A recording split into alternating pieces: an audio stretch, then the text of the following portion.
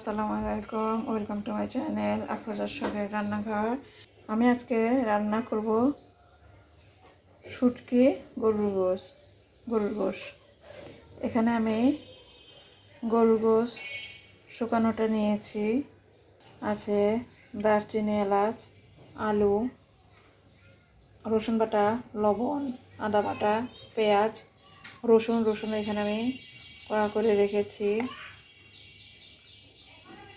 ধনের গুঁড়া, হলুদের গুঁড়া, জিরার গুঁড়া ও মরিচের গুঁড়া, তেল তো মাস্ট।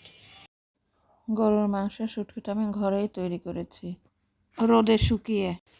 শুকনা গরুর মাংসটা আমি যেভাবে করে থাকি সেভাবেই রান্না করব।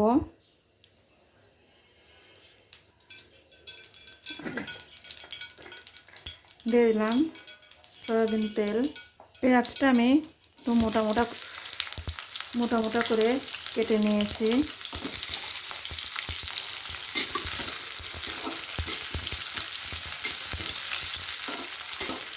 পেঁয়াজটা বেশি ভাজা করব না, পেঁয়াজটা তেলে দিয়ে 2-3 মিনিট ভেজে নেব। দিয়ে দিচ্ছি সামান্য পানি,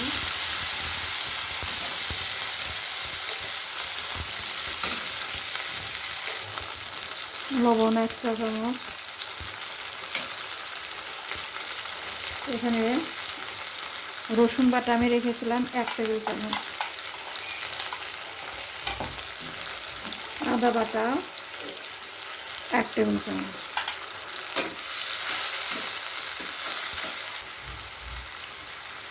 জিরার গুঁড়া 4 চামচের 1 চামচ,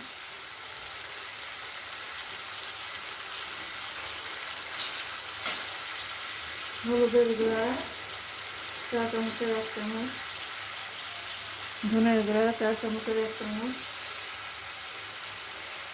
মরিচের গুঁড়া 4 চামচের 1 চামচ।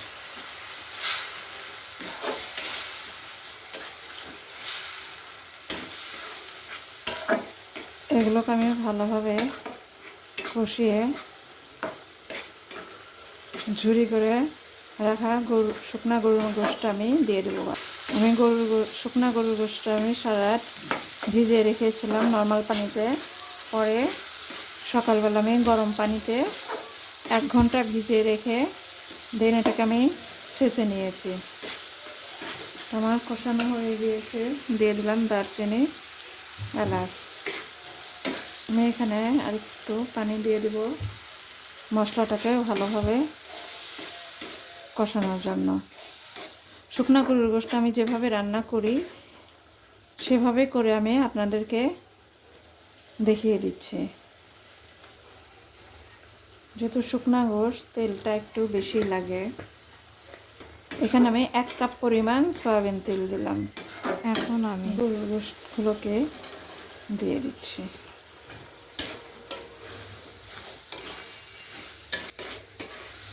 এটাকে আমি ভালোভাবে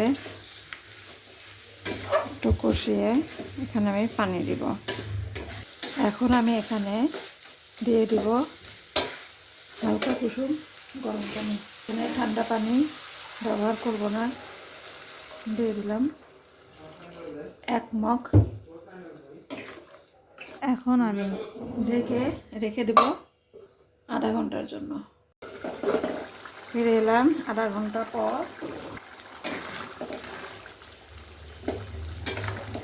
গরুর গোশটা আরও নরম হয়ে গিয়েছে, দেখতেই পাচ্ছেন। জলটা আমি স্বাভাবিক ফ্লেমে দিয়ে দিলাম। এখন আমি গোশটাকে একদম ছেঁচে ঝুরি করে নিই, একটু বড় রেখেছি। আপনারা চাইলে আপনাদের ইচ্ছা মতো আপনারা ঝুরি করে নিতে পারেন। এখন আমি এখানে দিয়ে দিচ্ছি টেবিল চামচের 1 চামচ সরিষার তেল।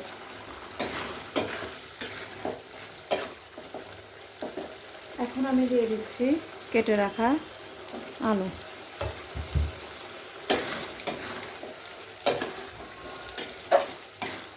আমি আলুটা এই কারণেই দেই যে শুকনা গরুর গোশ এমনিতেই ড্রাই হয়ে থাকে, আর রান্না করলে আমার কাছে মনে হয় কেমন একটা ড্রাই ড্রাই লাগে, একটা খসখসে ভাব থাকে। তাই যদি আমরা একটু আলু দেই তাহলে সেই ড্রাই ভাবটা কেটে যাবে, খেতেও ভালো লাগবে। দিয়ে দিচ্ছি রসুনের কোয়াগুলো।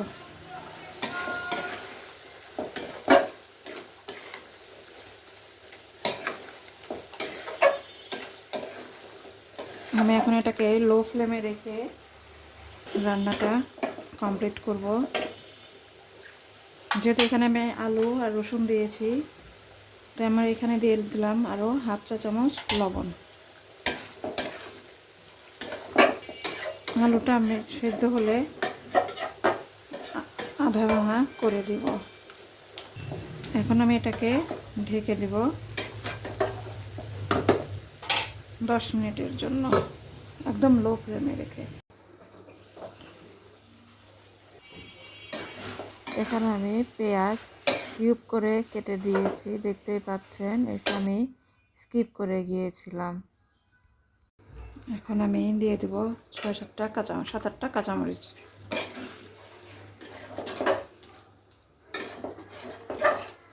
এতে করে আর এখানে দিয়ে দিচ্ছি অল্প পরিমাণ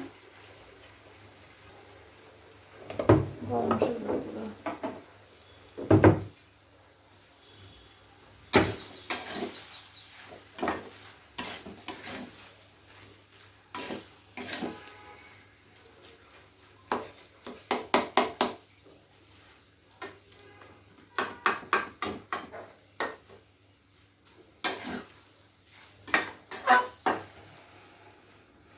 খুবই সুন্দর একটা ফ্লেভার বের হয়েছে গরুর মাংসর শুটকি রান্নায়।